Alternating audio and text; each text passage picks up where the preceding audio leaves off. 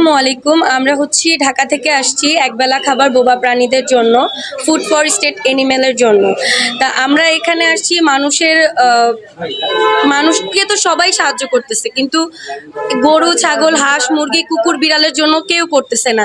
এই কারণে আমরা চাচ্ছিলাম আমাদের নিজেদের যতটুকু সাধ্য, প্লাস আমাদের গ্রুপের যে ফাউন্ডার আছেন সে আমাদেরকে এই এখন পর্যন্ত অনেক অনুমোদন দিয়েছেন। এই 3 দিন যাবৎ আমরা করছি, আলহামদুলিল্লাহ। অনেকগুলো মানুষকে, আবার অনেকগুলো পশু পাখিকে আমরা সাহায্য করতে পারছি।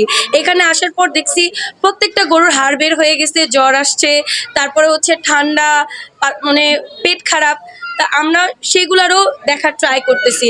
আসার পরে একমাত্র আমরাই এখানে যারা আছি অ্যানিমেল, আমাদের চট্টগ্রামের যে ভাইয়ারা আছেন তারাও আসছে আমাদের সাথে।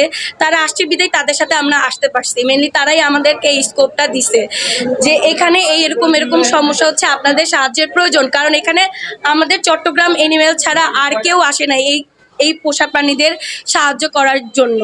আমরা এখানে আসার পর সর্বপ্রথম আমরাই ওদেরকে খাবার দিই। তাছাড়া এদেরকে এখন পর্যন্ত কেউ খাবার দেয় নাই, আমাদের দ্বারাই তাদের খাবার হয়। আচ্ছা, যাই হোক, আমরা এখানে গরুর খাবার দিচ্ছি, মুরগির খাবার দিচ্ছি, সাথে ছাগলের খাবার দিচ্ছি।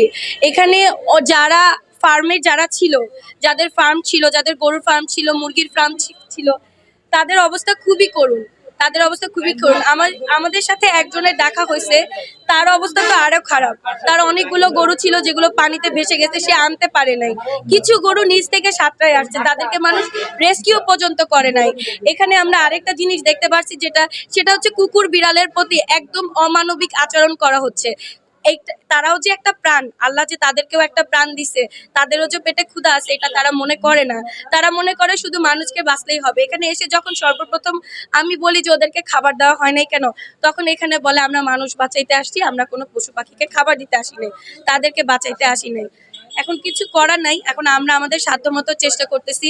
আমাদের সাথে অ্যানিমেল সেক্টরের চিটাগং এর যে ভাইয়া আছেন, হুসাইন ভাইয়া, সে আমাদেরকে এখন পর্যন্ত অনেক সাপোর্ট করছে। সাথে লাস্টে আমাদের সাথে আরো 2টা ভাইয়া আসছে, আজকে আমাদের সাথে যোগদান করছে। এখানে আনফরচুনেটলি তারা নাই, বাট তারাও আমাদের সাথে আজকে যে সাপোর্ট করতেছে। কারণ আমরা এখানে আমাদের সাপোর্টের অনেক বড় একটা ঘাটতি ছিল, কারণ আমরা এখানে কোনো সাপোর্টই পাইনি। আমরা যে অ্যানিমেল লাভাররা, আমরা এখানে কোনো সাপোর্ট পাইনি, এসে উল্টা আমরা মানুষের তিরস্কারের শিকার হয়েছি। এখন পর্যন্ত আমরা এখানে 5 দিন আছি, 5 দিন আমরা ছিলাম, স্টে করেছি। আমরা আজকে আর কালকে স্টে করব, তারপরে আমরা ঢাকা ব্যাক করব, কারণ আমাদের নোয়াখালী যেতে হবে। না, আমরা এখানে শুধু খাদ্য দিচ্ছি, মেডিসিনটা আমরা দিচ্ছি না। যদি ভ্যাট আমাদের প্রোভাইড করছে, দেন আমরা মেডিসিনটা দিচ্ছি। আমাদের এখানে সকল প্রকারের ওষুধ আছে, যেটা চট্টগ্রাম গ্রুপ থেকে আমাদের চট্টগ্রাম ভাইয়ারা আমাদেরকে এই মেডিসিনটা প্রোভাইড করছে। হ্যাঁ, ওরা আমাদেরকে এই ভাইয়ারা আমাদেরকে এই ওষুধগুলো প্রোভাইড করছে। যদি ভ্যাটরা আমাদেরকে সাজেস্ট করতেছে, দেন আমরা এই ওষুধগুলো তাদেরকে দিচ্ছি, কারণ এখানে ওষুধেরও খুব স্বল্পতা।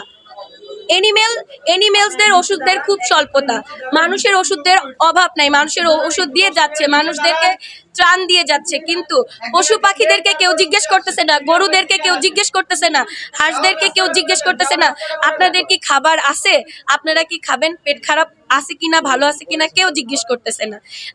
আপনাদের কাছে, চট্টগ্রামবাসীদের কাছে আমার একটাই আবদার, একটাই আবেদন, আপনারা যেমন নিজেরা মানুষ, তেমন মনে করবেন আল্লাহ যেমন আপনাদেরকে সৃষ্টি করছে, ওদেরকেও সৃষ্টি করছে। ওদেরকে যেন কষ্ট না হয়, আপনারা এই দিকটা অবশ্যই চিন্তা করবেন। আপনারা প্রাণী মানবিক হবেন। আপনাদের কাছ থেকে আমি ঢাকা থেকে এখানে এসে আমি খুবই ডিসঅ্যাপয়েন্টেড। আমি আজকে এখানে 5 দিন, আমার গরু 5 দিন এখানে খানায় আসিল না, আমি যা পাচ্ছি তা দিছি। কিন্তু এই ম্যাডাম আসি আমার 1 বস্তা খানা দিছি, 1 বেলার খানা। আর আজকে মোটামুটি খানা দিছি, 5 দিন কোনো খানা ছিল না।